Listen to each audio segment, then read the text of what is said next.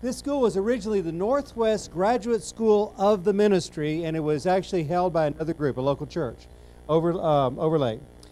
And then it moved to our ownership, and we had people in China that said, Northwest, what does that mean? To us, that's Mongolia. We need a new name. So we hired naming consultants, High Point Solutions, and they interviewed people, hours and 20, 30, 40 hours of interviews. And they came back as consultants and they said the name your school should be is Paradox University. And the reason why Paradox is because you're trying to do business and urban ministry together. Business people think urban ministry are the people that are in the way of their building developments. Urban ministry people think that business people are Darth Vader, evil empire, and you can't really put these two together. Totally different conversations, totally different languages, totally different ways of wording and mindset. And so like any good consultant is they give you the bad answer before the good answer. And so the bad answer was Paradox University. Can you imagine us trying to market that, right? But he said, it's best though you have a story. And the story actually tells the paradox. And the story is the story of the brothers involved. You have Dennis Bakke, which you're going to see a movie about him this afternoon. One of the largest electricity companies in the world, third largest behind the nation of France and the nation of Russia in terms of the ownership of electricity in the world. 40 billion market cap, 36 nations, 40,000 employees. That's Dennis Bakke. Then you have Ray Bakke, who you've been exposed to, appointed by Billy Graham back in the early 80s by the Lausanne Committee, and he basically traveled around the world learning about urban ministry and helping urban ministry consultants. And in the middle, who's the youngest brother, but he often ends up in the middle, is Lowell Bakke.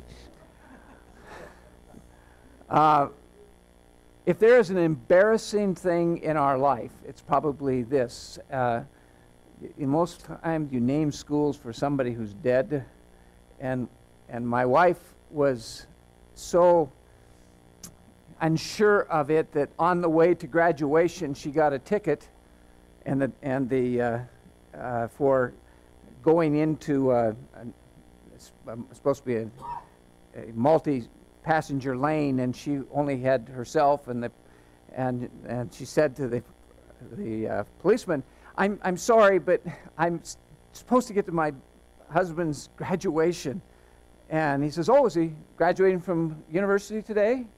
And he said, well, yeah, he's doing his doctorate today. And he says, well, is he at the University of Washington? No, it's not. And, well, where is he graduating? And she couldn't say it. She couldn't say it because the license was there. Who would believe it? And I'll guarantee you that if you went to Mount Baker High School, where all of the brothers went, they would all be laughing. Okay? So this story is the story, I think, that is absolutely true in Scripture. And that is that God uses people, uses the ignoble, as the King James uses it, uses the powerless, uses, who's ever heard of a Tishbite? Where is Tishbe? God uses people from places that no one has ever heard. He takes them from rural settings and moves them to urban centers. Why is that? Why do you think that God uses somebody from a rural center to have an impact can you think of any in Scripture, by the way, that had that? Rural setting ends up in a urban center? Joseph? David? Jesus? You saw when you went up there to Saxon or to Acme. Acme is a high-class suburb of Saxon. We grew up in Saxon. My brother said there were 9 if you count the cat and dog. What you didn't know is in that area where we were going to school, it had the largest number of miles in buses per day of any school district in the state of Washington, including Seattle. Okay? More buses, kids were on buses for more miles going to that school, Mount Baker High School, that had 500 kids from the 7th to the 12th grade than any other school district in the state, and not one incorporated town in the entire district. None. Saxon had one business, that was the graveyard. So the high point was when you died. And the best day of the year in Saxon is Memorial Day, when everybody came back, and it literally was an amazing event. It still is to this day, where hundreds of people come back to that graveyard. That's why we lived in Saxon, in essence, was those people. But so I want to tell you a story that seems a little improbable, and I'm not, and it kind of fits in. This doesn't make any sense in our terms, but it's really should be titled "Submitting to the Callings of Two Brothers." How many of you are the youngest in the family? Do you know a little bit about that? Your brothers or family love you and have a wonderful plan for your life? The issue was, are you willing to submit to somebody else's calling? So I'm going to share this a little bit from a slanted point of view. I'm 10 years younger than Ray. I'm 7 years younger than my sister Marilyn, who Ray affectionately said was the seventh blunder of the world. Not wonder, but blunder. Had a sermon called that, the seventh blunder of the world. My sister Marilyn is a dynamic Christian, and then my brother Denny. Ray and Marilyn were raised kind of with one set of standards, and when they failed, Mom and Dad changed the standards and then raised Denny and I with another set of standards, okay? Ray and Marilyn don't always agree that our standard was better. I just want you to know that we got better grades and a few other things like that than my older siblings did at this. How far are you and Denny apart? Denny and I are 2.5 years apart. That means we grew up in the same bedroom. He had his bed, I had my bed, and we were one teddy bear away from killing each other. Okay, you understand? The rule was you had to stay with one leg in the bed, one hand could be on the floor, and you could beat the other one as much as you wanted. But you had to have one foot in the bed and only one hand on the floor. Okay, so we raised ourselves in a world of brother abuse rather than parental abuse or something like that. So what I'd like for you to ponder, the story is not a new story. You remember Jesus and John. I'm going to ask you a few questions about Jesus and John the Baptist, because I think this is very normal in Scripture and in life. And I want you to see that there's nothing unique in what I'm about to say to you today. You remember the cousins story? By the way, it's a great Bible study. It's a great event. It's a great sermon. This is really good. What was the time and the context like that these two were being raised? What time? 6 months. 6 months apart. They were 6 months apart.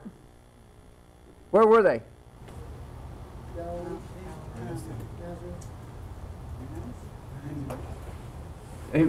Jesus, Nazareth. And what was the context, the country like? Was it a nice, wonderful place, safe, easy going? What was it like? Yeah, Roman occupation. Controversial place, because one of the scriptures was, "Can any good thing come out of?" That's right. Nazareth? So that was. This was the high class, low class of low class places in the country. Could anything good come out of there? Okay. Now, we know something about the parents, and so when you think about how did their parents influence their calling? priestly. Father was priest, a leader in the church or the synagogue. Okay. So you have that angle. And they were old, and so they weren't spry from the side of youth or anything like that. So they were really up in age when we had John the Baptist. John the Baptist's parents were spry. Okay. Yes. Both what? They were both gifts. Both gifts. The kids were both gifts. Okay. That's what I was going to say is the mothers knew and had discernment and understanding that these were special gifts. Special gifts. Now, how many of you Meant, but were raised by parents who didn't think you were a special gift? You already went to the life mark city. Yeah, you went to the life mapping. Okay, you got. Understand that I've seen some of the poorest kids. In fact, when you go to places like Manila and you work in the streets, there you see the most incredible kids in the world. And you'll find that those parents will do absolutely anything to help their kids have a great time.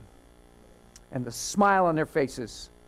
So you can be special and be in abject poverty, or to be in the midst of slavery, or to wherever it is. Moses' mother certainly thought he was special, and he was a slave's son.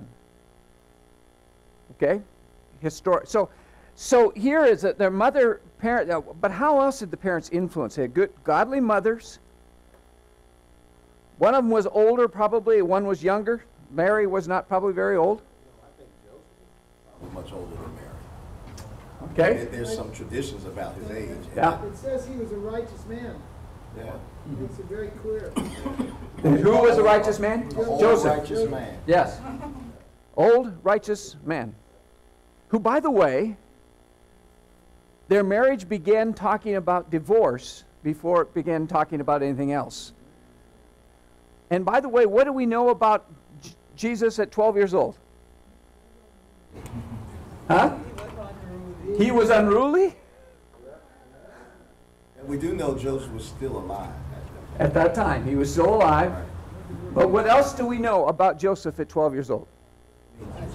Jesus, excuse me, at 12 years old. Very inquisitive. Inquisitive. He knew his purpose. He knew his purpose. By the way, when did John get his purpose? In the womb. Right.